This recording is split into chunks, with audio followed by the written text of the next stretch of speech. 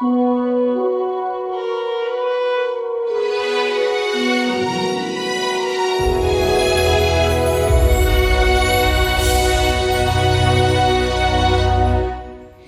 едни мистерија, а за други утешител, учител, помошник, советник, вистина. Многумина слушнале, а малкумина на вистина знаат и разбираат кој е тој вистински и што на вистина значи неговото присуство во секојдневниот живот. Јас сум Ана, а ова е Клуч. Клуч од фиоката која никој не ја отвара. Во денешниот Клуч сум заедно со Јулијана и Николче Спировски од Охрид и двајцата дипломирани економисти, а инаку пастори и служители во Христијанската црква Благовест во Република Македонија во Охрид. Па, здраво, добре дојдовте, како сте, како патувавте? Здраво, добро. Здраво, Ана. Така, Добри дали сме сте инаку? добри? Да, драго ми е. Со вас денеска ќе зборуваме на една исклучително важна тема, а темата е за Светиот Дух. Така е. Ајде да почнеме. Може ли за почеток да ни кажете кој е Светиот Дух? Па би започнала со таа констатација која што е и моментално реалност во нашата држава, а верувам дека и пошироко, а тоа е дека поголем дел од луѓето слушнале за Светиот Дух, но само од фразата во името на Отецот, Синот и Светиот Дух, таа добро проучена фраза и до тука е, но ретко во денешно време знае и зборува за Светиот Дух од еден поинаков аспект, подлабоко врз основа на Светото Писмо. Зошто не се зборува за Светиот Дух? Бидејќи се чува како тајна во одредени деноминации, како Светиот Дух да е не баре само за одредени избрани луѓе од свештенството, или пак се верува дека е привилегирано право само за одредени поедини личности. Но исто така постои верување дека крштевањето со Светиот Дух било само за раната црква во времето на апостолите и дека тоа денес не важи и не се однесува. Но Светиот Дух е тој кој што е многу важен и неопходен за човекот да живее еден поинаков, променет, трансформиран живот. И тој живот го дава само Светиот Дух. При тоа, непријателот саботира намерно за да не се знае и да не се зборува за Светиот Дух. Бидејќи Светиот Дух е тој кој што дава една постојана радост во животот на човекот. И таа постојана радост не зависи од околностите, состојбата, случувањата во државата и еден мир кој што светот не може да ти го даде, но Светиот Дух ти го дава. Односно, животот со Светиот Дух е надприроден живот и секогаш Светиот Дух работи за да се прослави името на Господ Исус Христос. Но, човекот кој што го нема Светиот Дух и нема правилно библиско разбирање за тоа кој е Светиот Дух, таквиот човек би изгледал вака: слаб во верата, неутврден, незаштитен, лесна мета на демонски напади, бидејќи сето тоа е резултат бидејќи не го познава Бог како свој татко. Светиот Дух е тој кој што ти дава печат во твоето срце или увереност би рекла дека Бог е твој татко, создателот на се видливо и невидливо кое што можеме да го видиме и да не го видиме на овој свет, всушност е твој татко преку Исус, а ти си негово дете. Прекрасно. Многу убаво. Каков е Светиот Дух? Па би сакала од почеток да кажам, да ја разјаснам таа дилема, за да не дојде до забуна меѓу луѓето. Светиот Дух не е повремена сензација, ниту нирвана искуство, ниту пак е енергија или сила, ниту пак е духот од Аладиновата лампа кој што ќе ти ги исполни трите најомилени желби кои што досега никој не ти ги остварил во животот. Туку кога зборуваме за Светиот Дух, зборуваме за личност. Так. Убава ти беше најавата и точно е тоа дека Светиот Дух е личност. Тоа е третата личност од Светото Тројство. Бог Таткото, Бог Синот и Бог Светиот Дух. Тој е троединен Бог. Значи Бог Таткото го создаде светот. Господ Исус Христос е нашиот спасител, додека Светиот Дух е тој кој што ја носи таа промена во животот на човекот со цел ние да приличуваме се повеќе на Господ Исус Христос. Нели сме создадени по Божиот образ и лик. Сега кој е тој Светиот Дух? Светиот Дух е духот на вистината. Тој не води во сета вистина, не упатува во сета вистина. И тој е духот кој што ни е потребен за да воскреснеме и за да го живееме тој воскресенски живот како што го живееше и самиот Господ Исус Христос не учеше на тоа во Светото Писмо. При тоа Светиот Дух е духот на благодата. Таа благодат која што го променува животот и преку која што ние разбираме дека многу сме возлюбени од Бога заради негова милост. Светиот Дух исто така е многу важен бидејќи е наш помошник, како што кажа, наш утешител и помагач во неволја. И она кое што сакам да го нагласам, а го пишува во Светото Писмо е тоа дека никој човек не може да каже дека Исус е Господ ако го нема Светиот Дух. Так. Односно, главната цел на Светиот Дух која е? Да се прослави името на Господ Исус Христос на земјата. И уште еден интересен факт, а тоа малкумина го знаат, е дека човекот кој што го нема Светиот Дух, таквиот човек не може да се нарече дека е христијанин. И тоа е многу интересно да се каже, бидејќи кога правилно разбираме кој е Светиот Дух и зошто е толку важен и неопходен за христијанинот, тогаш ќе имаме и потреба да побараме да биде тој присутен во нашиот живот, бидејќи животот со Светиот Дух е сосема поразличен и поинаков од животот кој што си го живел претходно кога не си знаел за Бога. И притоа Светиот Дух е тој кој што ти помага тие телесни страсти, погрешен начин на живот да го промениш, да го надминеш, бидејќи сам со своји сили човекот не може ништо да направи. Но исто така многу е важно да се каже дека Светиот Дух е тој кој што носи промената во животот на човекот. Кога човекот го има Светиот Дух, живее со променет карактер, начин однесување, тоа е процес. Но едноставно човекот се препушта на тоа и Светиот Дух го води и е склон кон тие промени нормално на подобро. На подобро, така. Многу убаво објаснато и после сето ова следи едно клучно прашање, да кажам така, дали постои крштевање во Светиот Дух и како тоа впрочем се случува? Одговорот на прашањето е да. Крштевањето во Светиот Дух постои. Така. Што значи тоа? Нашето тело, телото на човекот е создадено за да биде храм на Светиот Дух. Односно Бог кој што е жив сака да живее во тебе. Во оној момент кога човекот ќе го прифати Исус за свој Господ и Спасител, за свој личен Господ и Спасител, тогаш Светиот Дух доаѓа во духот на човекот. Така. Но тука не завршува се, зашто Светиот Дух сака да се изрази и низ нашата душа. Како што е Бог троединен, Отецот, Синот и Светиот Дух, така и ние луѓето сме создадени од душа, дух и тело. Значи Светиот Дух од нашиот дух сака да се изрази низ нашата душа. Во нашата душа спаѓаат нашите емоции, нашите мисли, нашиот интелект и нашата волја. И во оној момент кога Светиот Дух се излева од нашата душа, од нашиот дух во нашата душа, се случува крштевањето со Светиот Дух. Тука сакам да појаснам и потенцирам дека Господ Исус Христос е оној кој што крштева со Светиот Дух, но може да се молат и служители со ракополагање врз верникот за тој да биде крстен со Светиот Дух. Исто така сакам да кажам дека не постојат две крштевања, туку тоа е едно крштевање, кое започнува со водното крштевање и се комплетира со крштевањето во Светиот Дух. Што значи водно крштевање? Може ли да ни Ќе објаснам за тоа, но исто така сакам да кажам дека и не постои правило, односно во Библијата гледаме примери каде што луѓето прво се крстиле со Светиот Дух, а потоа се крштеваат водно. Што значи водното крштевање, да објаснам? Тоа е нашата надворешна изјава на нашата внатрешна вера која што имаме во Господ Исус Христос. Значи го следиме примерот кој што Господ Исус Христос ни го даде. Тој се крсти во реката Јордан од страна на Јован Крстителот и ние го следиме тој пример. И се случува со целосно потопување на верникот под вода, каде што умира старата грешна и телесна природа и кој излегува човекот верникот од водата, се раѓа еден нов човек, наново роден во Христа. Значи, уште еднаш да заклучиме, не се две крштевања, туку едно крштевање, кое што е потребно за да влеземе во Царството Небесно. Така, да. Ако постои крштевање во Светиот Дух, тогаш да заразјасниме зошто тогаш е важно да бидеме нели крстени во Светиот Дух. Точно, многу е важно да бидеме крстени со Светиот Дух и тука би сакала да кажам еден момент, а тоа е дека кога човекот ќе биде крстен со Светиот Дух, тоа не значи дека Светиот Дух те обзема и дека ти немаш право на слободна волја и избор. Господ тоа право на слободна волја и избор ни го дава. Тоа не може никој да ти го земе. Но Светиот Дух не е насилник, не оди против волјата на човекот, не е узурпатор. Туку напротив, Светиот Дух сака да соработува со човекот, сака да му помага на човекот, да го води низ животот, едноставно да му биде полесно. Зошто човекот нешто би правил сам кога Господ веќе му дава помошник, а тоа е Светиот Дух. И како што споменав и претходно, Светиот Дух е тој кој што те води во таа трансформација. Човекот сам не може да го промени својот карактер, тоа е најчесто краткорочно. Но на долги стази Светиот Дух е тој кој што му помага на човекот да го промени начинот на живот, однесување, да биде се посличен на Христос. И тоа е преку силата на Светиот Дух. Светиот Дух ја дава таа сила. Светиот Дух зошто е потребно да сме крстени со него? Бидејќи Божјата љубов во нашето срце ја носи токму тој Свети Дух. Кога зборувам за Божја љубов, зборувам за неограничена, совршена, безусловна Божја љубов.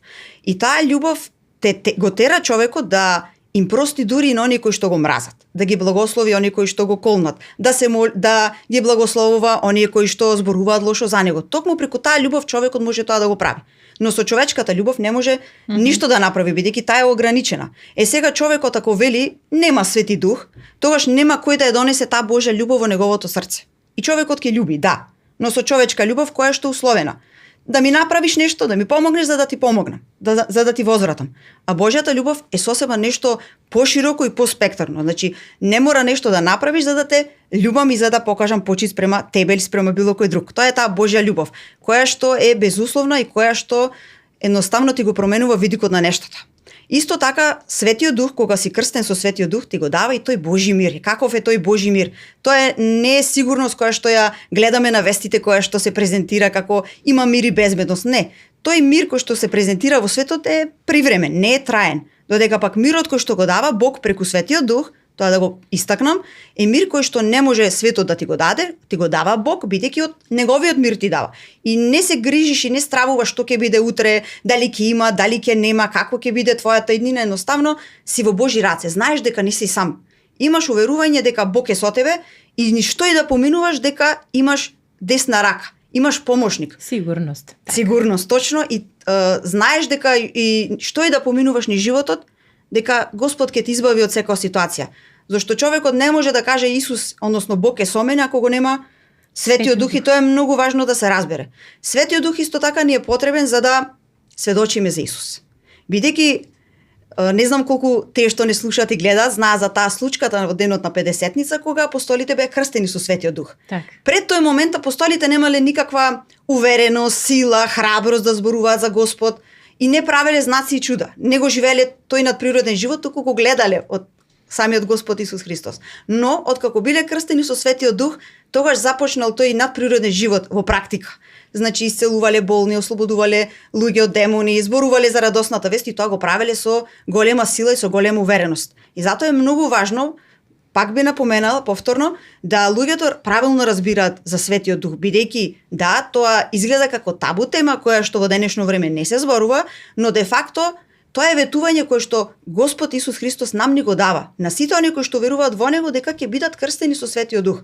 И ние тоа со пари не можеме да го купиме, не можеме да го заработиме, ниту со наши добри дела да покажеме дека го заслужуваме тоа. Едноставно Бог ти го дава тоа како дар по негова милост. Сега наше е колку ние правилно разбираме за тоа, колку го пнееме и какви ни се мотивите на срцето. Бидејќи главната цел е и да го имаш Светиот Дух.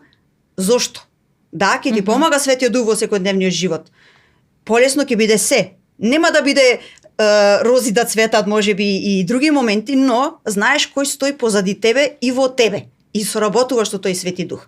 И тоа е убаво да се разбере, но сепак не е за себе издигнување во гордост и суета да кажеш дека можеш ти нешто само од себе надприродно да правиш, туку секогаш Светиот Дух работи во човекот за да се прослави името на Господ Исус Христос и тоа е многу важно да се разбере правилно. Так, спомнавте, чинам дека Светиот Дух ги дава и дарбите кај еден човек. Да, Светиот Дух дава и дарби, ги има повеќе, тоа се 9 дарби на Светиот Дух, ги пишува во Светото писмо, но би ги напоменала тие кои што вака најпрактично ми доаѓаат сега во моментот да ги кажам. Дарби на исцелување, на чудотворства, на пророкување, дар на ослободување од демони во името на Исус, но тие дарби, тоа е многу важно да се нагласи дека не доаѓаат сами од себе, туку дека Светиот Дух ги дава тие дарби. Односно човекот кога е крстен со Светиот Дух, тогаш автоматски Бог преку Светиот Дух ги излева тие дарби во животот на човекот за Божја слава. За Божја слава, така. Сега ако Светиот Дух ги дава тие дарби, иако кај еден човек, иако тие доаѓаат нели практично преку Светиот Дух, што во оние случаеви или практично оние луѓе кои што прават одредени, на пример, чуда на исцеление и слично, кои што не се христијани, но користат на некој начин некаква сила, дали нели ако го немаат Светиот Дух, од каде тогаш доаѓа таа сила? За да одговориме на ова прашање, треба да се вратиме уште на почетокот. На почетокот змијата ја прелажа Ева за да касне од плодот на дрвото од кое што Бог им забрани да јадат. И што и рече змијата на Ева? И рече: вие нема да умрете, туку ќе станете како богови и ќе знаете се. Тоа изгледаше примамливо на Ева и таа касна од плодот и погреши, и потоа му даде на Адам и тој јадеше од плодот и двајцата погрешија и гревот се пренесе врз целото човештво. Во тој момент змијата беше проколната за да се влече по земјата, а луѓето се здобија со проклетство и беа изгонети од рајската градина. Слободата и ослободувањето од проклетството се случи со доаѓањето и жртвата на Господ Исус Христос на крстот. Во тој момент тој го зеде проклетството од нас за ние да можеме да се здобиеме со Божји благослов. Но змијата која што е на земјата, која што нуди наводна мудрост, чудотворства, одредени надприродни појави, која што го имитира Светиот Дух, е најчесто среќавана како кундалини енергија, која што нуди одредена мудрост, која што е лажна мудрост. Луѓето кои што се занимаваат со медитации со чакри и со јога се отворени канали за таа да ја примаат таа земна мудрост или енергија која што доаѓа од оној кој што се влече по земјата и е проколнат и дава некаква лажна мудрост. Лажна, така. Како се развија таа кундалини енергија? Се развија во првата чакра на човекот и наводно се издига до седмата чакра која што во главата на човекот и нуди одредено просветлување. Наводно нуди просветлување кај луѓето. Таквите луѓе кои што се занимаваат со вакви појави, да речеме дека имаат одреден лажен мир, некоја површна благост на лицето, но се себе центрирани, големи оратори и филозофи. И таквите може да прават чуда, исцелувања. Исто како што направија и магепсниците кои што служеа кај фараонот во Египет. Се сеќавате кога Мојсе го фрли стапот и тој се претвори во змија, и тие го направија чудото, ги фрлија своите стапови и тие се направија во змии, но змијата на Мојсей ги изеде другите змии. Значи чудотворства може да се случуваат и исцелувања, но дали е изворот Бог? Треба да се знае кој е изворот на тоа чудо. Ние кои што сме во Христос сме отворени за Светиот Дух. Зошто? Затоа што Христос не направи граѓани на небесата. И Светиот Дух кога е во нас, тој ни дава Божја мудрост и откровение. И самата Библија ни кажува дека постојат два типа на мудрост. Првата е земна мудрост, која што е себична и демонска, и нејзините плодови се кавги, раздори, несогласувања, зависти. Додека втората мудрост, која што е небесна и доаѓа од Бога, е најпрво чиста, мирољубива, непорочна, полна со милост и добри плодови, непристрасна и нелицемерна. Така е. Прекрасно. Многу интересно. Да, многу интересно, убаво споделивте. Сега би сакала да ве прашам, верувам дека сте крстени во Светиот Дух и дека имате нели одредено искуство како тоа го доживеавте крштевањето, па дали би сакале еве да ни споделите да слушнеме и двајцата? Да, крстени сме со Светиот Дух и двајцата и тоа на исти ден и во исто место. Тоа беше пред 13 години, така, пред 13 години на една христијанска конференција организирана од страна на Христијанска црква Блага вест во Република Македонија. Се сеќавам на тој момент дека многу бев радосна, скокав како мало дете. Таква радост не сум почувствувала никогаш во животот. И еден мир, една блажина, чувство дека не сум сама. Претходно го имав тоа чувство дека сум сама, дека се нешто и да правам како самена. Но од тој момент па натака јас знам дека Господ е со мене, како преку Светиот Дух кој што е во мене. И едноставно животот со Светиот Дух од тој момент па навака е променет во смисла на начин однесување, карактер, изразување, зборување, постапки. Бидејќи се знам каква сум била пред 13 години, знам каква сум сега денес, можам да кажам дека тоа е животна одлука. Крштевањето со Светиот Дух е животна одлука и волја човекот да сака својот живот да му го довери на Бога. Тој да го води, да го обликува, бидејќи како што споменав, ние луѓето си сакаме едно, но Господ тоа што го пределил за нас е сосема друго. И секогаш Божјото е најправилното од тоа што човекот си го помислува и си го прави.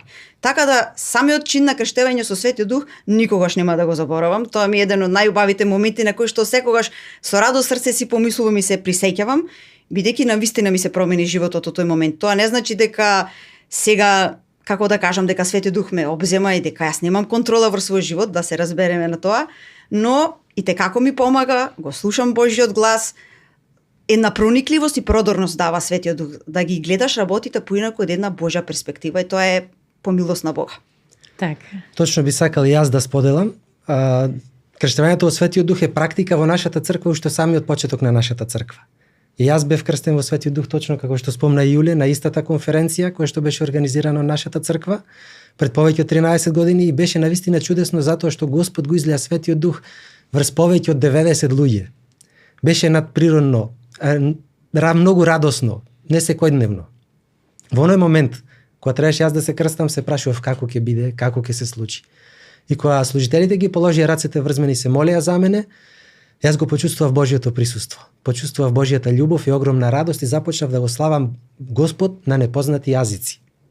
Аха, така. Тоа се јазици, односно дар, кој што го еден од даровите кој што го прима човекот кога е крстен во Светиот Дух. Почнува да говори на непознати Почнува да говори јазици. точно на непознати јазици. Така. Тоа не се странски јазици како англиски, германски, шпански, туку се непознати јазици. Јазици кои што не ги познава човекот, не ги познаваат ангелите, демоните, туку ги познава, не ги познава ниту ѓаволот, туку ги познава само Господ. И кога се молиме ние на непознати јазици, сме во директна молитва кон Господ Исус Христос. И што се случува? Тоа се изградуваме ние себе си. Тоа е за наша духовна изградба. Сакаш да кажеш дека тоа е како една тајна комуникација помеѓу нас и Бог. Точно така. Ако се сеќавате, како што имаше комесарот Гордон, црвен телефон да се јави директно Да на се. Бетмен, така и ние имаме шанса преку молитвата на непознати јазици да комуницираме директно со Бога. Со Бога. Многу убаво, интересно. Од каде ги учите сите овие работи? Кој е ваш ментор, кој ве води во сето ова? Сето ова го научивме од Светото Писмо, преку водството на Светиот Дух. И исто така сакам да споделам тука дека голем благослов за мене е да имам духовен татко каков што е епископ Константин, од кого што многу сум научил во мојот живот. Но исто така и се уште сум под негово менторство и се уште учам. Зошто велам дека е голем благослов? Затоа што тој е човек кој што плаче со оние кои што плачат и се радува со оние кои што се радуваат. Има голема сочувствителност, голема емпатија и разбирање кон луѓето, кој што е резултат на Божјата љубов која што е излеана во неговото срце токму преку Светиот Дух. Така.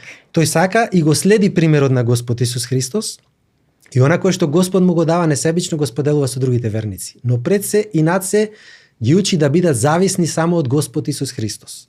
Значи човек губи ако не го познава Так, епископ Константин, но од друга страна пак добиваш многу ако го познаваш епископ Константин и ако е дел од твојот живот.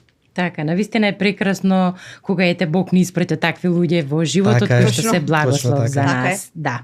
Сега сакам да се навратам уште на едно прашање каде што многумина мислат дека кога ќе го примат Светиот Дух и кога ќе се крстат нели во Светиот Дух, толку тука завршува, тоа е крајна фаза, да речеме, на христијанството. Дали е всушност крајна, ми е прашањето, или е пак почеток на нешто ново? Што се случува Точно. понатаму откако нели човекот И јас го имав истото ќе биде мислење, крстен. се крстивме Така. нели во Светиот Дух и сега се прашуваш помене на недела, 2 недели, 1 месец и се прашуваш дали е тоа се што требаше да се исполни и повеќе Да. нема што да се прави, но одговорот е не.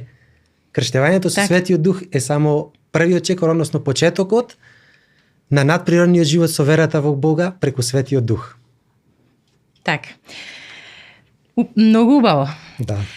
Треба веќе и да привршуваме, зборувавме за важни работи кои што се поврзани со Светиот Дух и со крштевањето, па сакам да ве прашам за крај дали имате нешто кое што сакате да порачате еве до сите кои што не гледаат, некоја порака која што ќе ги допре нивните срца. Би сакала да нагласам дека откако човек ќе биде крстен со Светиот Дух, тоа не значи дека Светиот Дух го изолира на страна, дека треба да тера индивидуална духовност, туку напротив Светиот Дух те носи во црква. И кога зборувам за црква од библиски аспект, не зборувам за зграда од цименто и тули, туку зборувам за црква која што значи собрание на верници кои што го издигнуваат и прославуваат името на Господ Исус Христос. Зборот црква доаѓа од грчкиот збор еклесија и тоа значи собрание на верници кои што се собираат за да го прослават и издигнат името на Господ Исус Христос.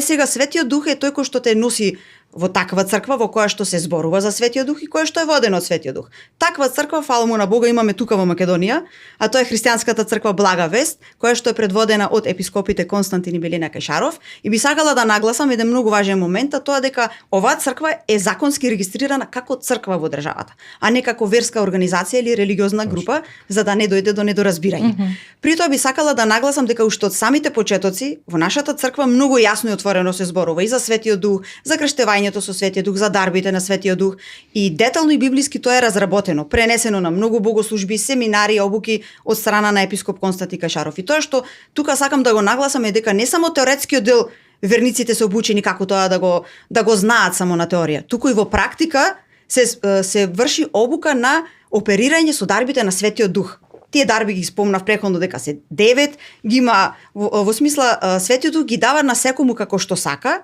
и ги дава во моментот кога човекот се крштева со Светиот Дух. Значи покрај тие што ги споменав на претходните прашања, значи има и дар на зборување на непознати јазици што го спомена Николче, на толкување на тие јазици, пророкување, чудотворства, лекувања, знаење, мудрост, кој што Господ сето тоа значи го дава. И сите тие дарби би сакала да нагласам дека се за изградба на црквата како Христово тело, а не за себе издигнување. Бидејќи ако Светиот Дух го нема во христијанството, всушност христијанството е религија. А ако во црквата го нема Светиот Дух, црквата би била како музеј. Па ние не сме повикани ниту во музеј да одиме, ниту религија да тераме. Туку едноставно сме повикани да бидеме духовни оператори. Так. Верата во акција да ја спроведуваме, и тоа е голем благослов, бидејќи во нашата црква отворено тоа се зборува и се спроведува во практика. Секој верник е обучен како тоа да го прави, не поедини специјализирани, туку секој има право и можност тоа да го научи преку сите тие практични обуки кои што епископите Константин и Милина Кешаров ги спроведуваат во нашата црква, и тоа е навистина огромен благослов и поканувам сите кои што не слушаат и гледаат да дојдат на тие богослужби, да се уверат што и како се случува и дека сето ова кое што го зборуваме вечерва со Николче дека е вистина. И всушност самиот Исус не повикува на тоа да го правиме. Исус кога беше на земјата, тој сите тие работи, како ослободување од демони, исцелување, пророкување, тој ги правеше преку силата на Светиот Дух. Сега тој Свети Дух го имаме и ние. Кога Исус действуваше, имаме право и ние во негово име да действуваме и да ги вршиме сите тие работи, пак ќе напоменам, за слава на Господ Исус Христос, и тоа е навистина огромна слобода и привилегија која што Светиот Дух ја дава, а де факто ја имаме како редовна практика во христијанска црква Благовест во Република Македонија. Да, ќе те надополнам само уште кратко дека секој кој што сака нели да се приклучи да дојде на некоја од богослужбите може да го направи тоа. Може, и слободно. може воедно да ги следи објавите на Facebook кои што се на Блага Вест, за да ги види термините кога се одржуваат. Може, секако. Богослужбите. Да. Така. Да. Дали имаме уште нешто за Би крај? сакал јас Да. кажам една порака за крај. Може би луѓето се труделе да веруваат во Господ на свој начин. Може би се правеле нешто за да му годат на Бога на свој начин. Може би од тоа се разочарале. Може би се изморени. Може би немало резултати. Но би кажал дека клучот за надприроден живот во верата кон Бога е токму Светиот Дух. Ние не треба да сме специјални. Не треба да се средиме себе си, да се изградуваме себе си, да го примеме Светиот Дух. Туку треба да знаеме дека тоа е Божја волја за нас и да сме уверени дека е Божја волја да бидеме крстени во Светиот Дух. За Така. Светиот Дух може подлабоко да се зборува. Јуле веќе спомна и ти. Секој кој што сака може да дојде на богослужбите во нашата црква да слушне подлабоко за Светиот Дух. Точно кажавме веќе, таму е практика крштевањето од Светиот Дух за оние кои што поверувале во Господ Исус Христос, но исто така и се практикуваат и дарбите на Светиот Дух. Па така кој е заинтересиран, може да дојде слободно на богослужбите во нашата црква. Така. Веќе го кажавме клучот, јас уште само за крај би додала дека присуството на Светиот Дух во нас не води, не учи, не изградува. И нека сето ова кое што го слушнавме денеска, нека биде само еден поттик повеќе да го бараме и да му дозволиме тој да действува во нашите животи. Довидување до следниот клуч.